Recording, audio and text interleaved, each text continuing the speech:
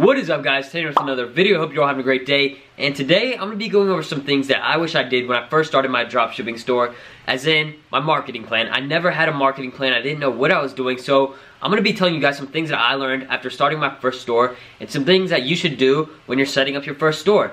So this is really about marketing mostly and, you know, creating conversions and creating sales. So after you've found a product, you've created a basic store, these things are going to help you out from the start.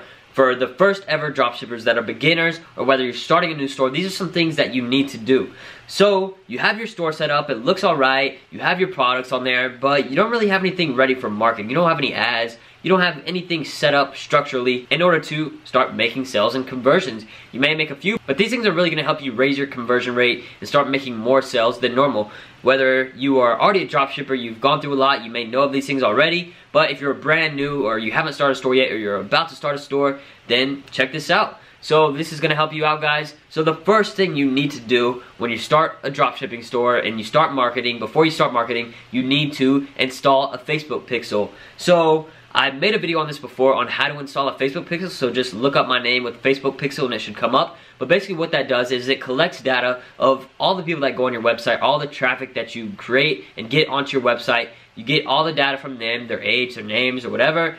You're collecting this data, which then helps you in the long run with Facebook ads. So I'll talk about that a little bit more later on in this video, but install a Facebook pixel. That's very important from the start. Before you start marketing or running any ads, make sure you have a Facebook pixel installed onto your store. It's super easy. Just go watch that video and I guarantee you it'll take a couple minutes at most. The second thing you need to do is create an Instagram page for your e-commerce company. I know a lot of people mess up with this, and make sure it has a couple thousand followers off the bat when you first start it, you know, just to create that credibility, because it's a lot harder to make sales running ads to this Instagram page with 0 followers compared to a few thousand or 10,000, whatever it may be.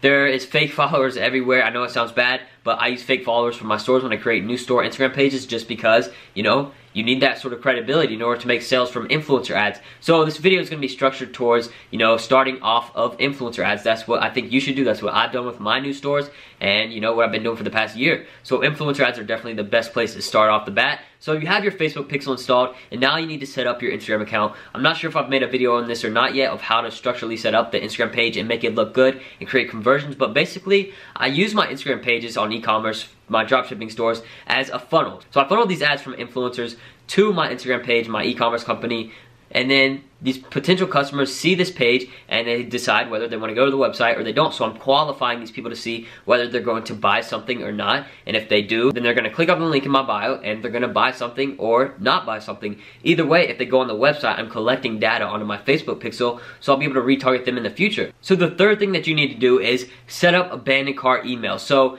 you can use this on a Shopify app. Just look up abandoned carts.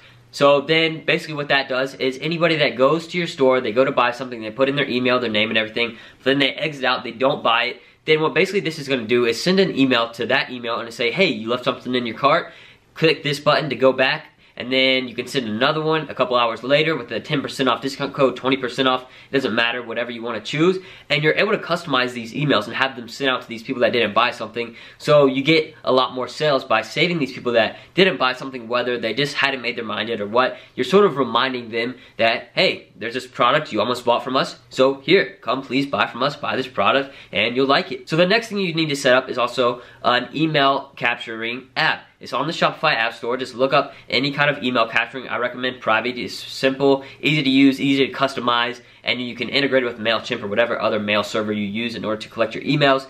It is very important to collect emails, but don't have the pop-up come up right off the bat and ask for people's emails. Wait for about 30 seconds to a minute for these people to be on your website scrolling through stuff, and then a pop-up will come up, say, hey, enter your email, we'll give you 10% off code. They enter their email, you get that data, and then it sends them a 10% off discount code. So that's definitely very good to have, because then you're going to be able to send out letters and stuff to get these people to buy stuff when you have discounts or seasonal sales. It doesn't matter. Email marketing is very important when you're going to target these repeat customers. So the next thing is also a Shopify app, a scarcity reminder. This is very important whether you're using it on one product or all of them. I definitely recommend not using it on all products, but basically, let's say the app Hurify is a very good one where it basically creates scarcity to see, hey, there's only this much inventory left, hey, there's only this much time left for this discount that it's on, and you're sort of making people think of this deal that you know, it's not going to be here for long, so I need to take advantage of it and actually buy something before they run out, or before the sale runs out. So scarcity just puts people in the mindset to actually go and buy something,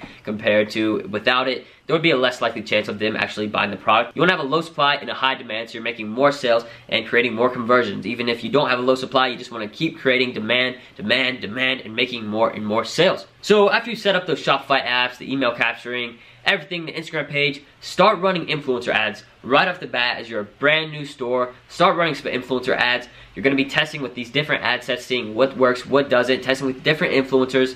So it's going to take some time to see what works and what doesn't. But either way, if you're driving traffic, you're not getting sales, or you're driving traffic and you are getting sales, you're still collecting data from these people, and then you're able to use that data in the future. So what I mean by that, after you run influencer ads for a while, you're going to capture some emails, you're going to capture a lot of data on your Facebook pixel, and then you're going to be able to go in later on and retarget these people with Facebook ads. And you're able to create lookalike audiences and then retarget all these people that didn't buy from your store but visited your store, all these people that are sort of like them, people that have the similar interests and stuff like that, and you're going to be able to target them and have a better audience for your Facebook ads. And also some email marketing, everything, you'll get it automated. I'll have to make a video on that, how you can automate your stores, but definitely later on you're able to automate your stores. You get VAs, you outsource it to different countries, whatever. It sounds sort of simple, but really it's complicated. But once you figure it out one time, you're able to use it multiple times on every single store that you create, and you run it on autopilot.